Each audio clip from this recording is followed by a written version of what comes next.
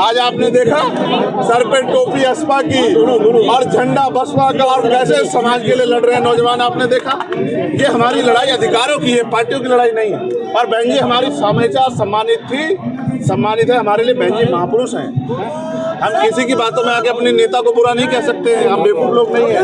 वो हमारी नेता थी, नेता है और नेता रहेंगे, लेकिन हमें अपने दायित्वों को निभाना है, हमें अपनी जिम्मेदारी को अदा करना है। हम लड़ने के लिए नहीं है, हम एकजुट होकर अपने अधिकारों की रक्षा करने के लिए राजनीति कर रहे हैं। फिर आपने गोवा मत से मांग लिया, बीच में नाराज मानने वाले लोग हैं हमारे, और काशीराम साहब को मानने वाले लोग हैं, रामचंद्र वर्मा जी को मानने वाले लोग हैं, हम दीना माला वाल्मीकि जी को मानने वाले लोग हैं।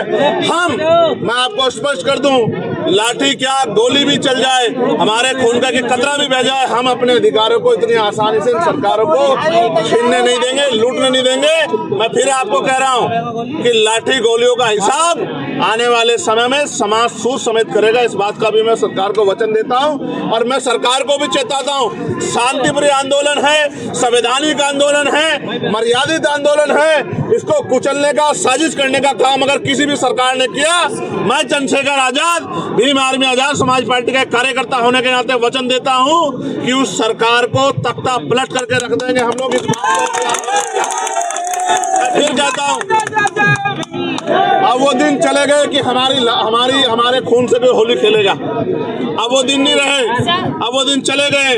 और फिर मैं कह रहा हूं, एनडीए सतर्क हो जाए। एनडीए में भी जो हमारे लोग उनको समर्थन करके बैठे, वो भी अपने समाज के लिए एकजुट खड़े हैं।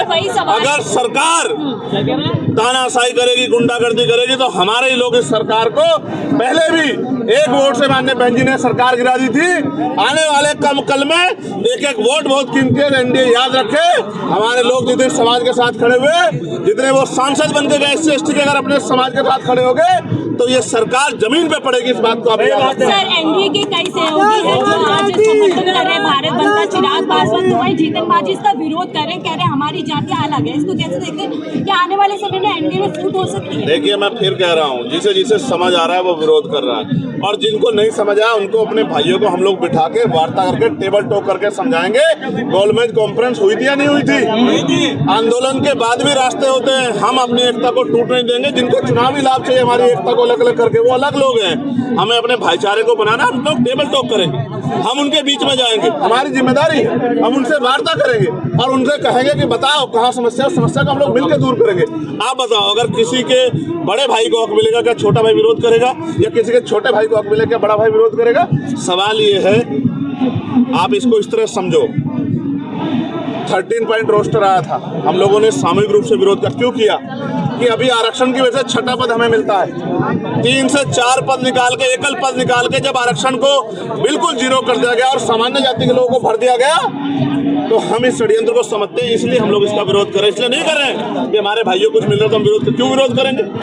अगर ये 2 नौकरी हमारे भाइयों को मिल जाती है, 2 नौकरी चंद्रशेखर पासी, चंद्रशेखर जाटव के अलावा चंद्रशेखर वाल्मीकि को मिल जाती है, अतुल वाल्मीकि को मिल जाती है, हमें दिक्कत नहीं है। बात नौकरी की नहीं है, हमारी एकता नहीं टूटी चाहिए जो सरकार तोड़ना चाहती है। 2 नौकरी अगर डोम को मिल जाती है, हमें दिक्कत नहीं है।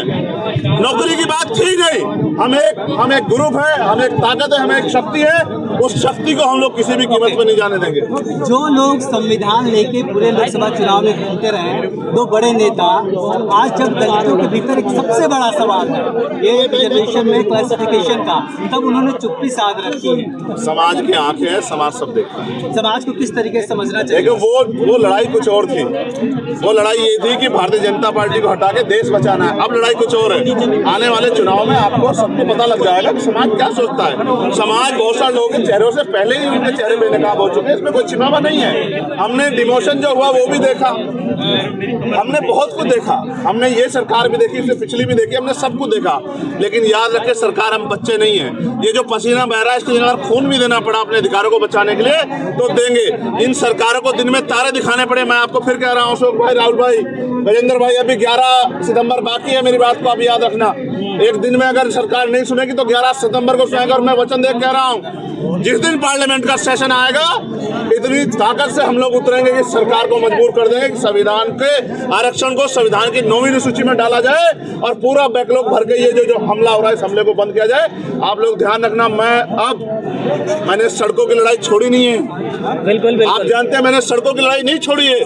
मैं भले ही मेंबर ऑफ पार्लियामेंट हूं, मगर मैं अपने समाज के लिए सड़कों पे हूं, सड़कों पे था, सड़कों पे रहूंगा। लेकिन ये हमला अपने अधिकारों पे, समाज के अधिकारों पर बर्दाश्त नहीं किया।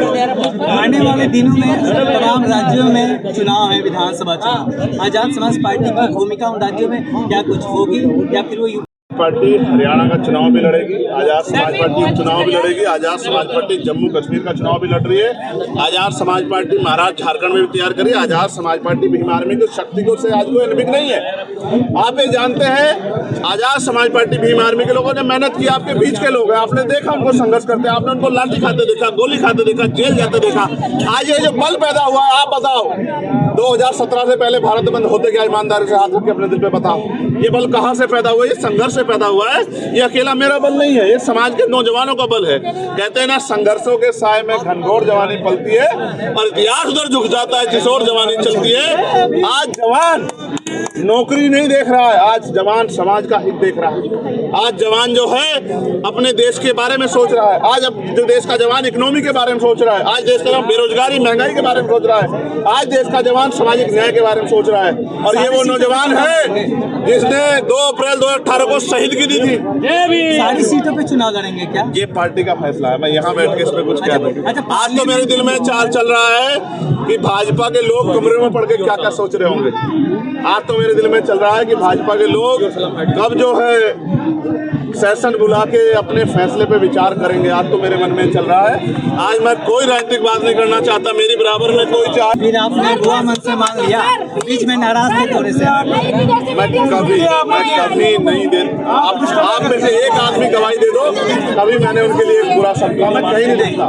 वो हमेशा हमारी बड़ी थी, बड़ी है और बड़ी रहेंगी, वो हमारी नेता है। एक आखिरी सवाल है मेरा, आप पार्लियामेंट के बाहर से आप देश को देखते थे, पार्लियामेंट के भीतर मैंने भी 5 साल पार्लियामेंट कवर किया।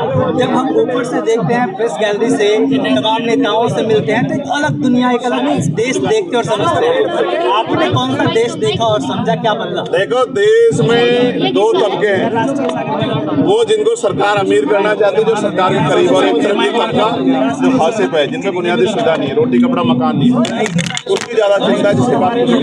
और मैं फिर कह रहा हूँ, पार्लियामेंट को मैंने कहा कि पार्लियामेंट के कानून गरीबों के हितों में होने चाहिए। मैंने कहा समान शिक्षा लागू होनी चाहिए। अधिकारी, कर्मचारी, नेता, जज, मुख्यमंत्री, प्रधानमंत्री, राज्यपाल का बेटा सरकार स्कूल में पढ़ना चाहिए जहाँ किसान मजदूर का पढ़ रहा है। मंत्री, अभिनेता, नेता, तमाम लोगों का, चाहे सुप्रीम कोर्ट का जज हो, चाहे हाई कोर्ट का, सबके बच्चों का इलाज, उनका इलाज सरकारी अस्पताल में होना चाहिए जहाँ गरीब किसान मजदूर का हो रहा है। मैं समझ पाया हूँ कि अभी सरकारें पूंजीपतियों के लिए काम करें, जब सरकारें जनता के लिए काम करेंगी तभी लोगों के जीवन में खुशहाली आएगी। अगले सेशन में क्या क्या बड़े मुद्दे होंगे? अगर अगले सेशन तक पार्लियामेंट में रहा तो आप देखना। नहीं रहेंगे ही ना, अभी तो मैं फिर कह रहा हूँ, मैं तो हर दिन को आखिरी दिन मान के, करने की हिम्मत नहीं है। मैं फिर कह रहा हूँ, हर दिन को आखिरी दिन मान के कहते हैं चंद्रशेखर, जब तक बोलेंगे तब तक कार्रवाई चलेगी। मैं क्या कह रहा हूँ, आप समझो, मैं वहाँ झुक के किसी के सामने नहीं गया हूँ। समाज ने मुझे सीना तान के वहाँ भेजा। क्या मुद्दे उठाएंगे अगली बार? क्या जितने इस बार उठाए उन पे ही काम जाने दो पहले। जी, तो ये थे आजाद समाज पार्टी के राष्ट्रीय चंद्रशेखर, जो खुल के मैदान में आ गए हैं। सबसे बड़ी बात